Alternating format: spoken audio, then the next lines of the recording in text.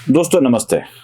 थू है ऐसे लोकतंत्र पर, मुझे लज्जा आती है ऐसे लोकतंत्र की बात सुनकर। जी हाँ, बहुत सारी बातें सुनी हैं लोकतंत्र के बारे में। ये लोकतंत्र की विजय है, ये लोकतंत्र का ये है, वो लोकतंत्र की गरिमा है। अगर लोकतंत्र ऐसा होता है ना, तो सच बोलो, लोकतंत्र नहीं चाहिए। बस यहां कोई ऐसा डिक्टेटर आए और जो हमें चलाए वही बेहतर होगा। क्योंकि लोकतंत्र में जीत किसकी होती है? लोगों का तंत्र चले, ये ठीक है, लेकिन ऐसे लोग बढ़े जो इस देश को ही खत्म करे, ऐसा लोकतंत्र किस काम का? दोस्तों, इस देश को चलाने के लिए लोकतंत्र चाहिए। इस देश को चलाने के लिए लोकतंत्र चाहिए। ये देश रहना चाहिए। इस देश को मिटाने वालों के साथ अगर लोकतंत्र जाता है, कुछ लोग जाते हैं, तो उस जगह पर हमें लोकतंत्र नहीं चाहिए।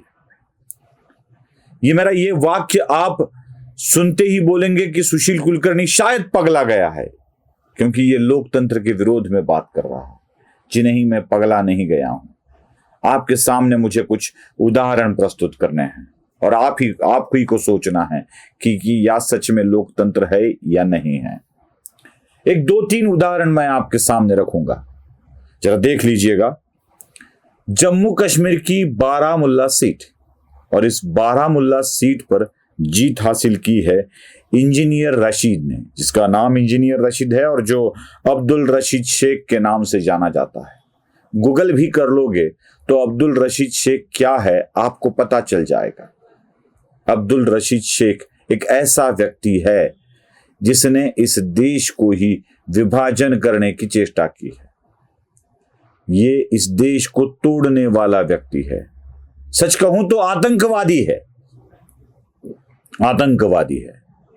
ऐसा आतंकवादी जेल में रहकर, लोकतंत्र की दुर्भाग्य तो देखिए, किसी जेल में बंद व्यक्ति को मतदान करने के लिए नहीं परमिशन दी जाती। वोटिंग के लिए वो नहीं आ सकता, लेकिन वो चुनाव लड़ सकता है।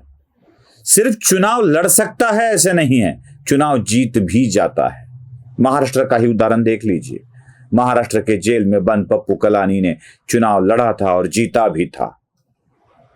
कई उदाहरण ऐसे जो जेल में रहकर चुनाव जीत जाते हैं। बिहार में तो ऐसे उदाहरण आपको जगह जगह मिल जाएंगे। बिहार और महाराष्ट्र की बात करें तो वो कम से कम सिर्फ गुंडे हैं, सिर्फ गुंडे हैं। वो देश के लोगों को, जनता को अंदरूनी खतरा है। लेकिन जिस देश को ही बाहर से खतरा पैदा करते हैं, इनमें से एक नाम है अब्दुल रशीद शेख। ये अब्दुल रशीद शेख के मैं वोट्स आपको गिनाता हूं। इंडिपेंडेंट खड़ा है, निर्दलीय खड़ा है, और इसने परास्त किया है नेशनल कॉन्फ्रेंस के उमर अब्दुल्ला को। बारामुल्ला सीट पर जो अब्दुल्ला की हार हुई है, वो छोटी मोटी हार नहीं है। मतलब 1000, 2000, 3000 वोटों से नहीं हारे हैं, 2 लाख के आगे वोटों से हारे हैं। जरा वोटिंग देख लीजिए। इंजीनियर रशीद को मिले हैं 4,72,481 वोट, तो उमर अब्दुल्ला को मिले हैं 2,68,339 वोट। लगभग ये 2 लाख के आगे निकल जाता है ये बीच का फासला। क्या हो रहा है इस देश में? अब्दुल रशीद जैसे लोग, इंजीनियर रशीद जैसे लोग अगर जेल से चुनाव लड़ते हैं और चुनकर आते हैं, तो क्या ऐसे लोकतंत्र हमें चाहिए? जरा सोचना पड़ेगा दोस्तों। लोकतंत्र नहीं है ये। कुछ और उदाहरण बताने वाला हूं। पंजाब की एक सीट है खादुर साहिब, और उस खादुर साहिब से चुनाव जीते हैं अमृतपाल सिंह, जो सांसद बनकर इस देश की संसद में बैठेंगे। ये अमृतपाल कौन है? ये अमृतपाल खालिस्तानवादी है। एक अलग खालिस्तान हो, एक अलग राष्ट्र बने, इस देश को तोड़ने की बात करने वाला अमृतपाल है। बात तो करता है पंजाब के पंजाब वारिस दे, बात तो पंजाब के वारिस होने की करता है, लेकिन क्या सच में पंजाब का सच्चा पुत्र है? गूगल कर लोगे अमृतपाल के बारे में तो आप सब जान जाओगे। वहां पर भी कबीर सिंह जीरा नाम के कांग्रेस के एक प्रत्याशी से वो जीते हैं और इनके बीच में जीत का फासला भी 1,97,000 वोटों का है, लगभग 2 लाखों का। आंकड़े भी देख लीजिए, अमृतपाल को मिले हैं 4,04,430 वोट, तो कबीर सिंह जीरा को मिले हैं 2,07,310 वोट। ये क्या दिखाता है चित्र हमें? हम किस भारत की बात कर रहे हैं?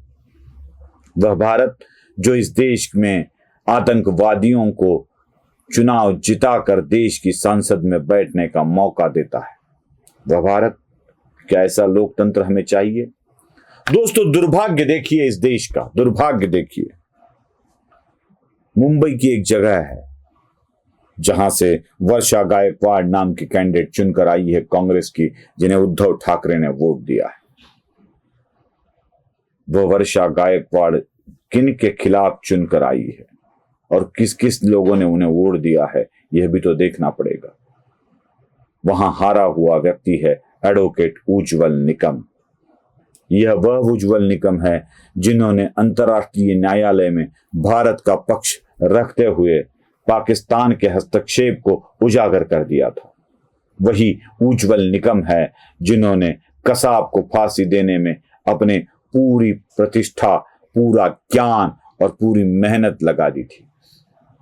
वही उज्ज्वल निकम है जो आतंकवादियों को फांसी के फंदे तक पहुंचा देते हैं। उन उज्ज्वल निकम को इस देश का लोकतंत्र ठुकराता है और अमृतपाल, इंजीनियर रशीद जैसे लोगों को वह जिता देता है। क्या ऐसा लोकतंत्र हमें चाहिए? इसके बारे में सोचना होगा दोस्तों। यह लोकतंत्र नहीं है, नहीं है यह लोकतंत्र। मैं मालेगांव का उदाहरण आपको बता देता, जो हर बार मैं एक उदाहरण के तौर पर देता। मालेगांव में भारतीय जनता पार्टी के दुलिया वह संसदीय क्षेत्र है जहां से एक मालेगांव क्षेत्र आता है। दुलिया संसदीय क्षेत्र के 6 विधानसभा के क्षेत्र आते हैं। उसमें से 5 में, आप देख रहे हैं उनके आंकड़े, 5 में भारतीय जनता पार्टी के प्रत्याशी को बढ़त मिलती है और एक मालेगांव ऐसा क्षेत्र है 5 क्षेत्र में मिली बढ़त को खत्म कर देता है और भारतीय जनता पार्टी के प्रत्याशी को परास्त होना पड़ता है। मुझे दुख भारतीय जनता पार्टी का प्रत्याशी परास्त हुआ है इसका नहीं है, मुझे दुख इस बात का है लोकतंत्र में 5 क्षेत्र ऐसे हैं जो अपना सांसद के रूप में प्रतिनिधि एक को चाहते हैं और उन 5 के संकल्प पर पानी फेर देता है एक अकेला मालेगांव में, एक अकेला। तो क्या इसे लोकतंत्र कहा जाना चाहिए?